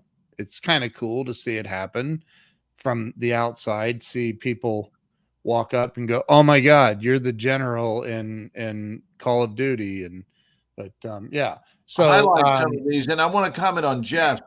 Uh, Jeff, we're not talking about fake success, though, in this instance. I mean, I understand what you mean about the photos with the planes, but yeah. I'm talking about massively Oh, successful people, I got you. massively successful people who were set not only for this life, but several lifetimes ahead, and their children and their children's children. And it seems to me that you would almost have to have a money bonfire in order to make that kind of money go away. I mean, schedule a bonfire where the money is what is being used as kindling. Anyway, let's read some of these, Ken. Um, Jamie says invest in cash flowing assets. I don't disagree with that. Jeff says, believe they are invincible and are on the road. It's just a path that does end. Um, See, Kim we got Lee smart says, folks in our audience. generational scarcity mindset, spend beyond their means to impress others. Yep. Yep. Jamie says they pissed it away or trusted people with it to manage it and took it. Look at what happened to Elvis. Exactly. That's true. He was pretty used up and spit out. McGinnis says lack of respect for self and loved ones, ignorance, ego, and need for validation. Need for validation. That's pretty big. I think it comes down to, again, personally, I think it comes down to, along with what McGinnis just said, with what Jamie said, I think it combines with that. And it comes down to trying to impress other people, buying love or respect. But I want to hear what you think it is, Mr. Morshower. Well, I think all of these things are very true. I think there is an absence of infrastructure, right, to handle wealth, so that you've got the wrong idea about what wealth even represents. And you see it as a thing that creates value for you, that you somehow are now more important. And I know a lot of people have money that feel this way. They actually feel that they are better than other people. And Yeah. money is not what caused that. I want to be real clear. That's just an unhealthy processing of what having money is. I'd love us to do a money show, Ken. And I also would love us to teach money Yeah. in one of our seminars, because I think money is something that needs to be taught. I think that there's an education surrounding prosperity and prosperity consciousness and wealth and mental equivalency and financial infrastructure. How do you make it last? This is why it's been proven. And I'm sure that all of us know this. If you don't, then read up on it. How many lottery winners, and I'm talking big, big, big, big money. How many lottery winners go broke, and not only go broke, but go broke within 2 years? Yep. 2 years. So clearly, this is why I said the absence of an infrastructure, because if you've never had money, then you don't possess the consciousness of money. If you don't know how quick, I mean, if especially if money arrived quickly in your life, then it can disappear quickly. And I'm not pointing at a finger at anybody. What I'm saying is, let's learn from this. I mean, one of the things the Ken and Glenn show seeks to do is illuminate and throw a spotlight on certain subjects that might not be talked about very often, so that we can learn. And in the event that you have that particular thing in your life show up, then you can understand, okay, I need to be very smart here. I need to be very intentional. And you can skip and frolic and have a little fun with the top whatever percent. But you Right. can even think about, what would that percentage be? Would it be that if I had $20 million, I would play with the top 5% of that money, and that would be recreational, whatever the amount is. But you approach it with a plan. And when you begin to see that your financial iceberg is melting, then you don't continue your spending patterns. Nobody needs 10 cars. You don't have to immediately go sell your house and get a house that is so large you'll never use all the rooms. That's ego stuff. I got to tell you, I can't imagine that we would ever live in a house that's larger than the one we live in. We may move at some point. We may build in another city. Probably not. We love Dallas. Salina. But Salina. Ken, we might be your neighbor at some I'd, point. I'd love But my that. point is, we won't go larger than what we have, for this simple reason: we don't need it. And I'm here to express, not impress. So I really mean it when I say, I don't care what anybody thinks about what I drive, what watch I wear on my wrist, how big our Yeah. house is. Our house is plenty big. We It's have lots huge. of extra room. And I just don't understand. I don't understand how this can happen, that you can be in the 50, 60, $75 million range. And so what I think this teaches us all is, you are only as safe. Oh, this is a good teaching. You're only as safe as your consciousness allows you to be. Oh, You're only as safe as your consciousness allows you to be. Because if you're messed up in the noggin, then it doesn't matter how much abundance is in your life. It will never truly be regarded as abundance, and it will be squandered. you know Right? No what? matter what the amount, it doesn't mean anything. So you'll find a way, if your mental equivalency, which is what we teach in metaphysics, if your mental equivalency is low, you will find a way to make that money go away. But if you actually hold the belief that, wait a minute, I deserve, based on the intentionality with which I've lived, the love with which I show, I believe that I deserve a peaceful life. I believe that about you, Ken. I believe that about our listeners. I mean, some I know better than others, but I think if you believe that you deserve peace, then you will do things that lend themselves to the creation of peace in your life. Yes, somebody drop a one if you understand that, if you agree with it. That if you just have to decide that you deserve and are committed to peace, but you only deserve it based on your choices. You don't just deserve it because you're cool. You deserve it because those are the choices you're making.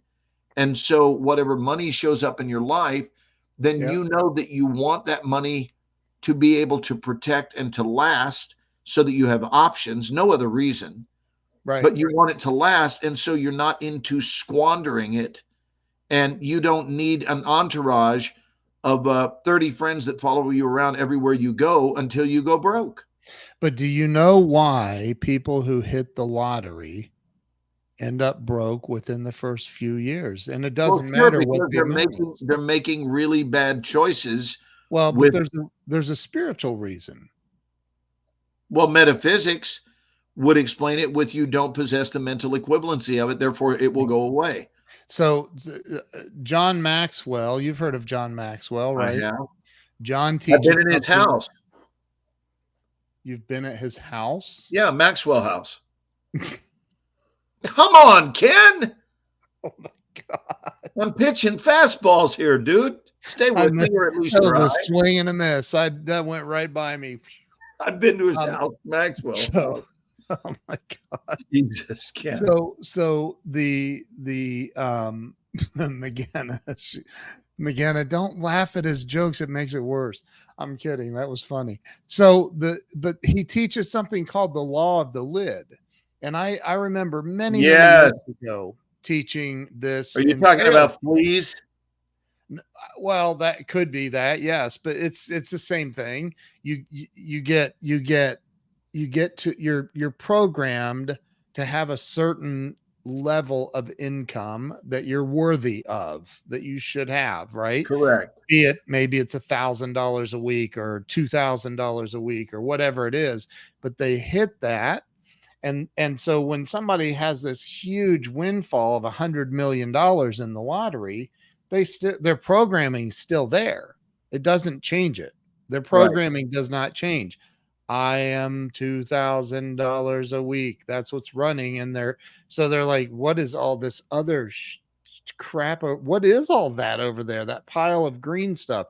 Somebody please take that. Let me give that to somebody. Get rid of that. Yes, T. Harv Eker. And I am telling you, that book, the Millionaire Mindset book, is so freaking good. Secrets of the Millionaire Mind is such a phenomenal book by T. Harv Eker. Such a phenomenal book. So that's it. They have a broken money container. They have a pre-programmed amount set from wherever it came from, probably parenting, not because your parents were necessarily trying to cause you harm, but because that's what their parents taught them. And a lot of it comes from the Great Depression. That's where people's mindset started, was like, hey, everything's bad. It's really, really bad. We only have 30 cents to spend on groceries this week. So we're going to have to go stand in line and get some soup and bread to feed the family, and hopefully get a hunk of cheese in there too. That's where it started there. And then it's carried over generationally for years. I'm a member of that club. Right. So, but it's interesting. I also find that when I was working on my dad's car, I didn't need to buy a screwdriver that had diamonds in it. Just a regular $7-8 screwdriver, get the job done, But so you came from you were fortunate and I'm not saying like, hey, that it's not fair. I'm just saying you were fortunate. You were raised by somebody who had a lot of money, and you were given the right financial blueprint. You were given a blueprint that most people are not given. Right. In fact, my dad taught me this exact line. He said, I've been rich and I've been poor. Rich is better. He did. He quoted that. It was hilarious. I've said that for years. I've been rich and I've been poor. Rich is better. Yeah. Yes. It's there are no 4-bedroom homes in the Bay Area under $1 million. Yeah. Right. He also told me, he said, rich or poor. This is another one I love. He goes, son, rich or poor, it's good to have money. Which is hilarious. Dude, we drove downtown Dallas today, as you know, looking for the JFK spot, the X on Elm Street. There are two of them. Mm. There are two X's on Elm Street. Really? Yes. Why? Because of two shots. Oh, they're side by. You mean side by? No, they're one and then further down the street when he was hit again. I only saw the one by the Yeah, grassy they're knoll. both very prominently displayed. I was trying not to hit the Tesla that was in my way. That's But probably a better choice than eyeballing for the second X. right, it's crazy. It's moving so fast. Wouldn't it would have been a weird place for you to die if you had hit and gotten in an ugly traffic accident? And I have to tell everybody that my partner in the Ken and Glenn show died on one of the X's at the Kennedy assassination site. Dude, what the heck, man? I'm just telling you, that's the worst story. I would have had to have told everyone, and they would have said, that Ken was a real idiot. And I would have said, I didn't think he was that bad, but I got to give it to you. But if he can't even go downtown to see it without crashing into a car at 30 miles an hour, the odds though at 30 miles an hour are fairly on my side. Look how much Jamie's laughing. Everybody's laughing, Ken. You got to give it to me. That would be a weird place to croak. Is right there on the egg. Really bizarre place, but I think it's morbid to be talking like that. Well, you're the one with the dirty pictures. What do you mean dirty pictures? Well, I'm just saying you're the one who had it happen. I was just trying to eat a hamburger somewhere in town with some friends. McGinnis said, "I'm not laughing." Yes, she is. She's lying. Thank you. Somebody She's lying. McGinnis laughing her ass off right now in the Bronx. She's in the Bronx going, that shit is funny. I know McGinnis. She knows funny. Oh my God. People stand on the X and take pictures? Yes, they do. Dude, there's a lot of traffic. Well, they don't do it during traffic. They wait for the light, Ken. Okay, but listen, I'm saying that I said on the way back to everybody in the car, my wife and mother-in-law and daughter, I said, you know what? We should come down on a Sunday when there's not as much traffic. Wait a minute. It is Sunday. Right. Never mind. Hey, we should come down on a Sunday. And 3 people in his family went, Ken, it's Sunday. I was like, hey, we should come down on a Sunday when they're never mind. Oh my gosh. Dude, there was so much traffic. I was nervous as a hooker in church, man. I was like, what is going on down here? Yeah. I don't even know how they were able to take him out right there, man, because there's a lot of traffic on that road. Well, that's why we're not going to get into it, but that's why it went down the way it went down with the maps and all of that, Oh, that's another story. Yeah. We won't get into all that. McGinnis is laughing. What is she? I told you she was laughing. She's laughing a lot, actually. So Ken, I want to just wrap up on this other thing. I just think that there is an accompanying discipline. So I'm going to offer Glenn's money tip number 1 tonight.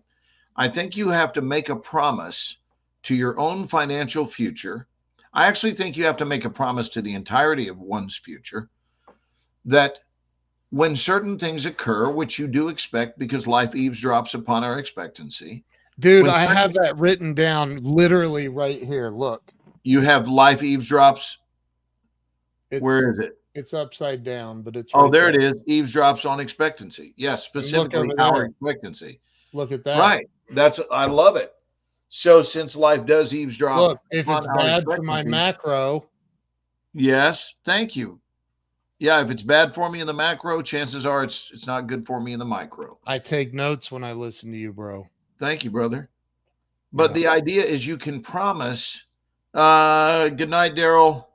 Good night, Daryl. Thank you for the invitation. Don't forget you're invited. So if you promise yourself, for example, when certain things occur, I'm going to promise myself that I will follow through with a certain commitment, whatever it is. And you can make these private. You don't have to promise them to someone else, but you can promise money. For example, you can make a promise to money itself that if I ever run into large quantities of you, I will treat you responsibly. That's a great promise. That doesn't mean you'll never have fun. That doesn't mean you'll won't fart off a little bit of money. I'm not talking about that. I'm talking about being just genuinely responsible and kind and thoughtful with it. I will treat it with respect. I will assume it showed up in my life to make my life better, and I will honor that contract. And I think that's true with relationships. I think it's true with all sorts of developments. Just decide in advance that I will be kind to the people that I meet on this shoot that I am beginning in 2 weeks. I'm not, but I'm giving you an example of something I just got back from. Jamie said she likes that promise. Like, I've got a new job. I'm going to promise to treat the people I meet on this new assignment in Utah with respect and with decency. And that way, you've already made a commitment before you even get there. And then you get there and you go, now it's time to carry out that contract. And what I'm here to tell you is that people have not made such a visionary promise to themselves. They've not said, if I ever have 15, 20, 25, 40 million, 50 million, whatever it is, 1 million, 500,000. I mean, there's no certain amount, but that I will understand that it is a living organism that can create options in my life. Or it can just be a toy and I can turn it into kindling for a fire and burn it up. So I think that the respect we show for it will largely determine the respect it shows us. Amen. I agree. Imagine money is a person. I didn't see, what does it say? And he has a soul. How would you like to treat him? Yeah. Yep. McGinnis said facts. Yeah, to treat it with respect. Living intentionally. So I think that was not behind the situation. It is a living organism. That's really true, McGinnis. But then so many inanimate things are living organisms. When we see the truth, the bigger truth on a spiritual level, it is a living organism. It can make things happen. Donations that go to organizations, they can heal cities. They can find cures for things. They can rebuild torn down villages and whatever, but they can't rebuild that with nothing. They have to have some sort of resources. And I just think it's a promise to resources in general that if I am given the resources, this is why I love to help people in general. Why? Because I was given a lot to help people with. A lot to help people with. I have a huge heart. Jamie has a huge heart. Ken has, everyone on here. The ones that I've met, all of you have huge hearts. So how many of you have heard this saying that to whom much is given, much is expected?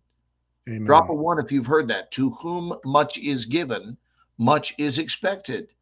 So if you know that, and then you're given to, and I'm talking about across the board, whether it, we're not only talking about finances. If you feel like you've been given a lot in your life, then I believe it's a responsibility to do something intelligent with what you were given. Michael Jordan was given the gift of being not a good, not a great, but a brilliant, arguably the best ever, the GOAT of basketball, the greatest of all time. And he honored that contract by doing that. Albert Einstein was gifted with a brilliant mind, which is why so many people quote Albert Einstein, because he said yes to his gifts and he shared them with the world. So I'm really into people stopping, first of all, and running an assessment, Ken, of what are my gifts. It's weird to think, but that's actually a conversation that a lot of people have never had with themselves. And it's not for flash, it's not for flair or show. It's something between you, yourself, and a piece of paper. And just write down, what are my gifts? And then the next line says, and what am I doing with those gifts? And what are the gifts I know I have, but there's something that's blocking their emergence, their full emergence? Like, could that gift show up on a grander scale if it weren't for such and such? What is the sabotaging block that's in its way? And but these are the things that go through the minds and hearts of people that really want to make a difference with their lives, and they don't want things to get in the way. And can we unpack Jeff's comment? I would love to unpack Jeff's comment. Because I think Jeff, you know how much I love you. But I think that the challenge with that statement is, yes, blessed. Yes, I agree with that. Blessed. Um, and being grateful for your blessings is huge. It's the number one thing. But to think that you're undeserving, I think, is the actual problem with people struggling financially. They don't I feel that. wholeheartedly agree with you, Ken. I think that we have to honor that. Dude, here's the thing. May I just for a moment I go want you into to this? take over because I want to listen. This is a hot topic, my friend. This is, and I want you to chime in too. But You go to town, cowboy. you talk about this all the time, that you outswam 500 million sperm to get here. And you said it the other day, and it's the first time in the 3 years we've known each other, the first time that I've ever heard you say this. First time. And you said you outswam 500 million sperm. You obviously had something in mind Yes. that you wanted to express, that you wanted to do something And big. it I mean, could you not have been really, mediocrity. it couldn't have been mediocrity. Because you know What why we was know it that? Because if that it you was had? mediocrity, you would have finished 250 millionth. Right. So, what was it that you had in mind? You said that. What was it that you had in mind? What was that thing? You weren't sent here. None of us were sent here. We were royalty. We were sent here to be badasses. We're royalty. And to sit back and say, I don't deserve, is, I don't think I don't think that's it. I don't think that's the answer. I don't think that's the answer. I think we do deserve. And the problem is too many people think they don't. And I've been there. I've been there because oh God, don't say that. Don't say that you deserve anything because um we're that's arrogant. Look at Jeff's clarification. Oh, yes, we are blessed. And yes, that's the problem. I agree with that 1000%. Wholeheartedly. Yes. Yeah, because our birthright is one of deservedness provided we do our job. I think people are a combination, Ken, if I may, of both deservedness and undeservedness, both depending on our engagement with life. I know a lot of people who don't deserve whatever it is they're trying to tell the world. Let me ask you this. Do you deserve to play in the NBA if you never work out and never shoot practice hoops or do anything to train? Do you No. deserve to be in the NBA if your free throw rate is 1 out of 10? And the No. answer is an astounding no. No, No. you do not deserve it, which is why they don't put you in the NBA. So if Right. you want to deserve being placed in the NBA, there are keys to acquiring deservedness. There really are. And these specific steps of what does deservedness look like? Well, if you're going to deserve something, you do this, you do this, you do this, you do this, you do this, and you check off all these boxes. And then you also have to get your thinking right. So that even if all of your action choices are right, actionable steps, but your thinking is off, do you realize you can still send your life down the toilet? If you have toxic thinking, Yep. you can go ABC by the rule book of, well, you'll do this, then you'll do this, and you'll follow that action step with this, and you'll implement this, and that strategy belongs here. And that's all good. I'm not mimicking that. But at the end of the day, your implementation will have everything to do with your expectancy. Yeah. So what is your expectancy? Do you expect it to work? Do you expect life to go well? Do you expect to have a relatively, I want to emphasize the word relatively, easy time of it here? My life has largely been one of ease, but that doesn't mean that I haven't had really tough chapters. Of course I have. But then you stop and you think, what is my version of tough? What is my version of difficult? Right. And you think of what some people face on a daily basis. And what I know is there are plenty of people in this world whose absolute best day was worse than my worst day. And that is not said from ego, that is said from compassion, meaning I don't feel good about that. I feel sadness in my heart over that. But those are the kinds of thoughts that will keep us humble to Yeah. realize that, especially in this country, that even if we have it bad in our opinion, we probably have it good in the rest of the world's opinion. And I'm going to tell you, because it's online now, so I don't mind. Let me just say this. Let me say that one of the actors in the series The Office, and I'll stay out of the name, and if you want to look it up, you can, because it's online. He talked about this very openly, and I was watching this today. So it's fresh. It's one of the first things I did this morning. I was still in this afterglow of the eclipse, and I'm looking at this interview about one of the prominent actors of the series The Office. And that actor said that a majority of the years on that show, things were so good that he was actually upset because I want this and I want that. And why aren't these deals why aren't these people? I don't understand why they're not putting me in this movie. And I even want my own office on the Warner Brothers lot. And this should mean this and this should mean that. And he got so carried away at the emptinesses of his life relative to what he thought he should be receiving that he blindly missed out on the fact that every day, Monday through Friday, he was aboard one of the greatest shows in the history of television, and that he had a prominent role, and that if the word should does exist, then he should have been celebrating his ass off. That's This right. is by his own admission. This is Yeah. not me saying what he should have been doing. I don't like to should on other people. He was shooting on himself. And it was Yeah. beautiful.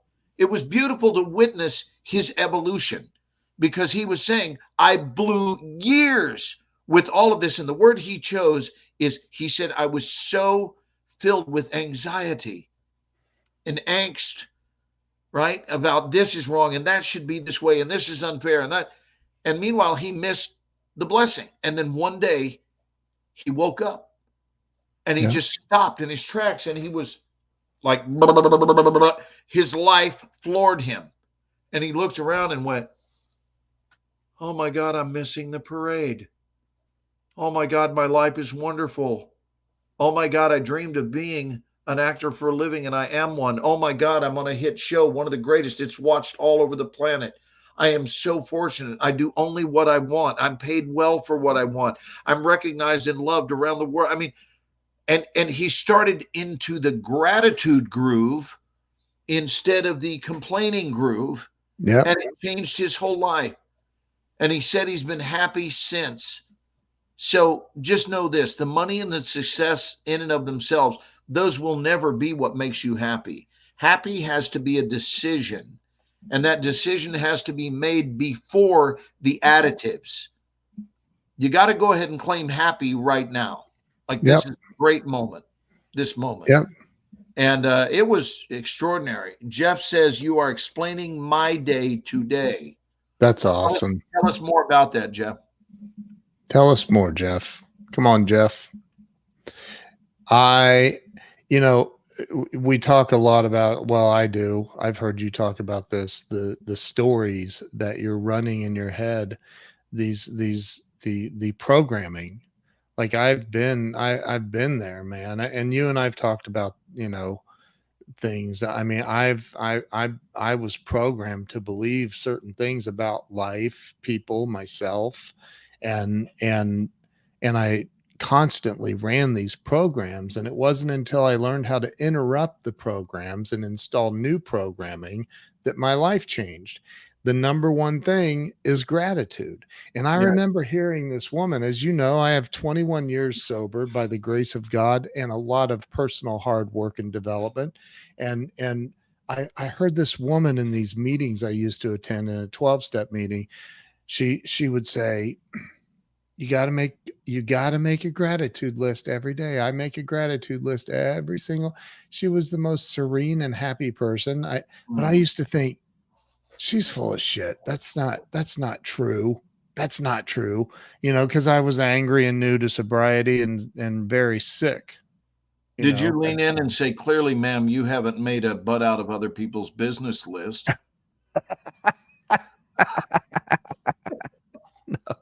No, no. But it's yes. Kim, I love Thich Nhat Hanh. Thich Nhat Hanh has a book called Living Buddha, Living Christ, and it's one of the best books ever written, ever of all Did time. you see also what McGenna said when she said the Declaration of Happiness, and then she said today is Declaration of Happiness Day? I got to tell you, love, that is the truth about happiness. It's a declaration.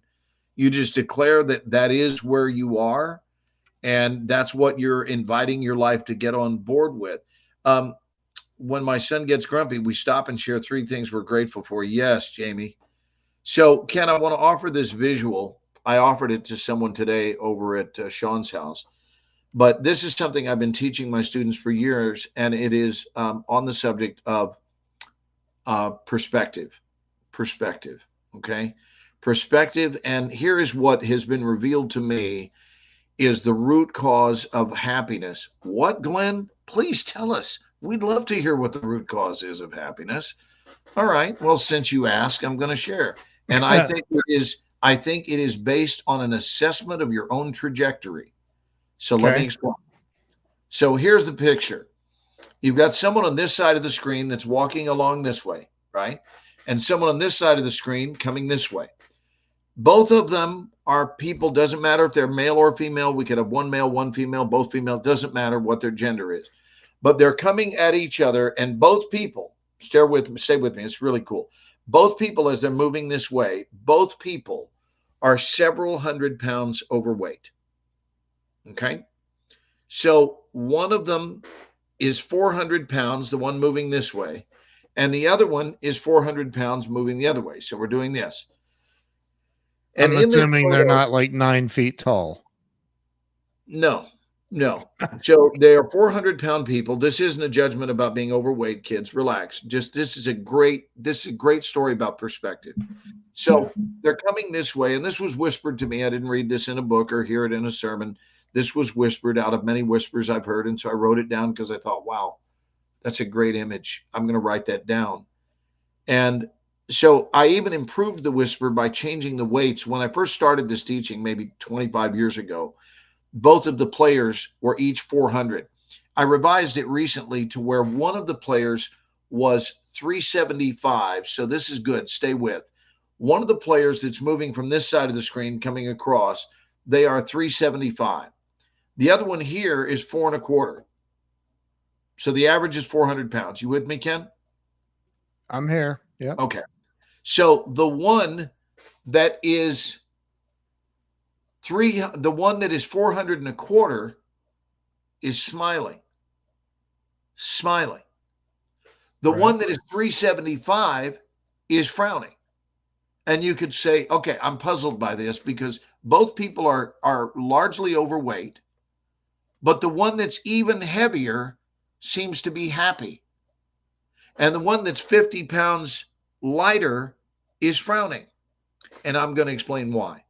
Here's the reason. The one that is frowning, who is 375, 1 year ago was 275. The one that is 4.25, 1 year ago was 510. So the reason you're seeing the smile on one of them and the frown on the other is not based on where they are, it's based on where they know they're headed. So trajectory, it turns out, is a huge influencer, if not the primary influencer, upon whether or not we're joyous, because we know where our life is headed. And the beautiful thing about trajectory is that you can change your trajectory today. You could say it takes time to change your life. Yes, it does, but it does not take any time to change your trajectory. So you can change your trajectory today, and a decision you make in the middle of the Ken and Glenn show can determine what your entire future looks like. Truly. This is not made up. It's really true. It's just a decision to make different and better choices. It's both. It's not just different. It's different and better. Better. Meaning more efficient. So whatever that person is doing, that has dropped them down by 90 pounds. They are loving life, and they know, because they see it in front of them in the mirror, they see it on the scale, they know it's working. So they're really rejoicing over that. And they understand, if I continue the path that I'm on, another year from now, I'm going to be down another 75 to 100 pounds. And before you know it, weight will no longer be an issue in my life. And they know this in advance. So they have an active relationship with a picturesque future, which explains joy. An active relationship with a picturesque future creates joy. An active relationship with a gloomy future creates depression. And your trajectory will determine whether or not you think you're headed to the promised land. If you think things are going to get better based on the choices you're making, you will feel better. And if you think, oh my God, if I keep this up, these are not long-term projections. They're not good at all. It's bad enough today, but it's really bad over time. And I believe that this illustrates better than anything I've ever thought of why people are either happy or sad, because they are assessing their future relative to the trajectory that they're on. Wow. Well, thanks for giving me time with that, Ken. That's so powerful, dude. And I agree with Jamie. You and I were just talking about vision boards. Was it last night or today? Yeah, we were talking about vision boards. It's amazing. I actually referred last night to McGenna as a visionary. Yeah. I don't know if McGenna's still here, if she's already gone to sleep, because I know she's tired from her weekend. She burned the candle at both ends throughout the weekend. Yes, she Both did. heading. Yes, she did. Kimberly is saying their belief system is broken. Right. So what you're seeing, Kim, is you're seeing their smile or their frown is not the weight. It's their perception of the weight relative to the trajectory. So in theory, like the novice could look and say, this makes no sense. Shouldn't they both have a similar expression on their face? They're about the same weight. And Lord knows, if one is going to frown and one is going to be happy, certainly the one that's frowning is going to be the one that's even heavier, that's having a bigger challenge. And it turns out, no, that's not true at all. What's true is someone likes the fact that their life is working again, and they're seeing evidence of that, and they're celebrating. So what's going on? I think the Ken and Glenn pitch here, the question, the call to action is, what's going on tonight with the trajectory of your life? What's the trajectory? I got to tell you something, dude. I know this about you to be a fact because I've seen it. I know this about Grant Cardone to be a fact because I've seen it. I've witnessed it. I sat in a meeting with Grant one time for 3 hours, one-on-one, years ago, 2014, I think. And he was on a conference call with he's on the board of some big automotive thing, and they were having this big conference call. While other people were speaking, he was, I am not exaggerating, frantically taking notes. Like I've never seen anybody take notes like this ever in my life. He's writing all this stuff down, and he's writing down what they're probably writing down his thoughts about what they're saying and what he was going to say or whatever. But you do the same thing.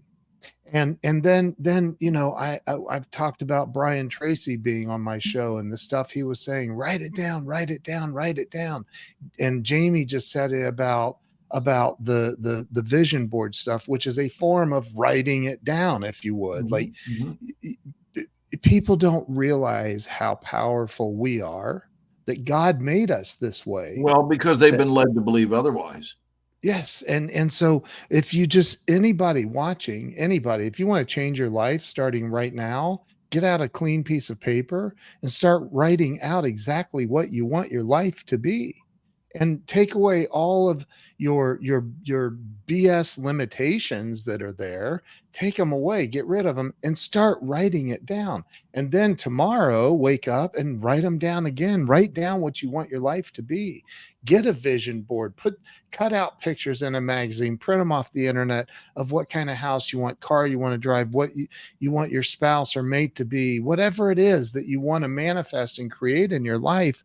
You can do that by writing it down. You have to write this stuff down. If your life's not going well, I guarantee it's because you're not taking notes in life. You're not writing it down.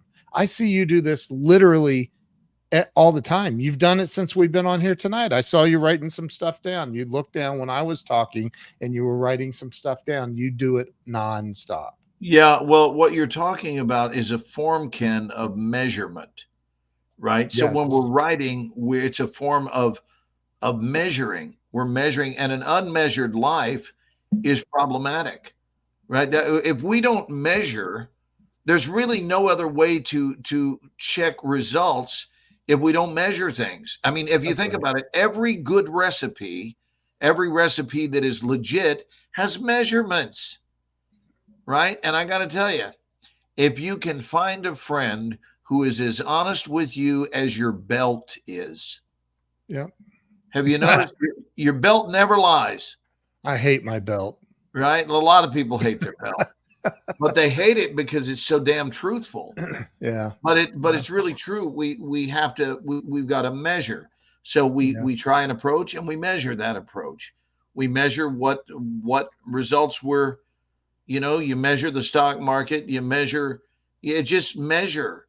You measure. I mean, we measure gas. Think about what trouble you would be in if you didn't have a device that measured gas. So it turns out that measuring is really pretty damn key. You measure your blood sugar. You measure your blood pressure. You measure the gas in your car. You measure the oil in your car. You measure the radiator fluid. I mean, it's just life is full of measure, and an unmeasured life is a life that is doomed. Yep. We have to measure in order to know how to create a better life for ourselves. My jeans don't lie. Tells me I need to do something different so they fit better. Yep. It's true. Yep. Ken, I know we can go. We said an hour. We've done 2, so that's 100% bonus. Yes. For what we set out to do. But we did 2 hours the last show we did too. So, Hey, I'm you know hoping what? that the playbacks are good for these folks. I mean, I know we have our diehards that are with us whenever we go live, but I look forward to people that are seeing this in playback that are responding favorably. Yeah. And I've turned this into a podcast on YouTube now. So people can, I don't know what that even means, to be honest. But they have a podcast option now on YouTube. So I'm just like, yeah, let's make it a podcast. So why not? Jamie Green says the last hour has been fire. I agree. It's been I love incredible. what Jeff said. I now thank God for making your paths with mine. You have taught me so much by example. Likewise, my friend. I love that, dude. Likewise. Love you, Jeff. It's nice to hear from Jeff. Yeah, we haven't spoken with Jeff in a while. I hope things are well in your life, buddy. And he lives right here. I think he lives up near where I was today. I think he's in the Denton area, and I was over in Corinth. He's in Lake Louisville. Like I said, Lake Louisville.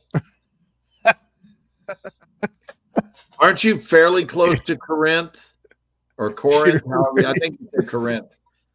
Jeff. Oh my God. Can we do something to jab Ken with a sharp stick, please? Were you near me today? Was I near you when I was in Corinth? He's probably typing. He's on LinkedIn, so there's a bit more of a delay. Do you know Duke Dalton? No, I do not. Who is that? It sounds like a cowboy name. Yeah, it does. He sounds like he ran with the Dalton gang. Doesn't the Dalton gang sound like a bunch of cowboys that killed people right and left? Yeah. Well, that's the work of the Dalton gang again. Can you say Leanne's name? Yeah, Leanne is saying I'm nowhere near there. I'm nowhere near there. Oh my God, that's so funny. He said Corinth is just north of me. Yeah. All right. Well, I'm going to go Betty bye because I'm going to teach for 12 hours. And get this, let me brag on Ken. Ken and his lovely wife, Jill, brought over, because Carolyn had surgery this week, they brought over right out a 3-month supply of lasagna. And that's what I'm going to eat tomorrow between classes, and so that tomorrow night Carolyn doesn't have to fix anything. I can just pop it in. It's so nice, you know. It's And it's really good lasagna, dude. oh my, no, I've already had some. Oh, did you? Keep in mind, I didn't eat as much. I didn't eat fries. So I came home and I got into the Oh, lasagna a little bit. I it's looked like a good. rabid dog. I hit that lasagna hard, man. It's some good stuff, man. It's All some right. good Good stuff. night, guys. God bless. Make great choices this week. Choices you're proud of. Choices that Hey, result in a better you. stay with me, dude. I'm gonna end this. Love you guys. Thank you all for being here, and thank you for sharing. Sharing is caring. So thank you to all of you that shared. Hit them with some music, Ken. Let's roll. Night.